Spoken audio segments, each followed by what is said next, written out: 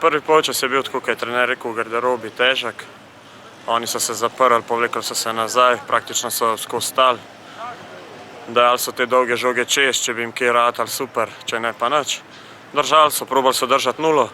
Mi smo pa probali biti potrpežljivi, ker itak s paniko ne bi dosegali nič. Dali smo tisti prvi gol, pa smo ga malo nesrečno dobili, nismo dobro stali v zadnji liniji.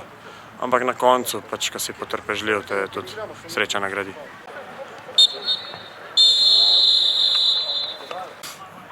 Drugi polčas smo začeli malo nervozno, tista poškodba na koncu prvega polčasa Žuja nas je malo vse nekako pretresla, ampak z igralci smo potem stopili skupaj, nadgradili svojo igro, začeli še bolj agresivno, zalik teka in na koncu nam je vse skupaj obrestovalo.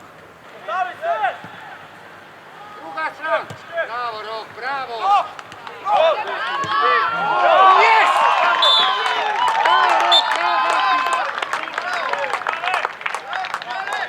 Ja, mi smo vedeli, da nasploh, ko igra zadnji sa prvim, ja sam še fantima jučer povedal, da je prepovedano da gledaju razpredelnicu, ker vedeli smo, evo zdaj ko pogleda da je 4-1, nekdo, ki ni gledao tekmu, bi mislio da je to z lakoto odigrana tekma, ampak ni tako.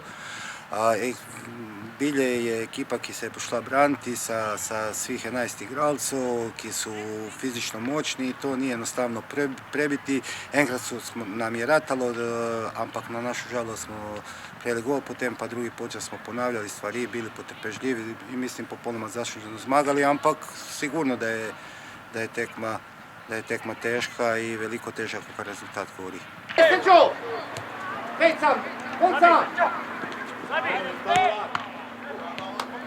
Ajde!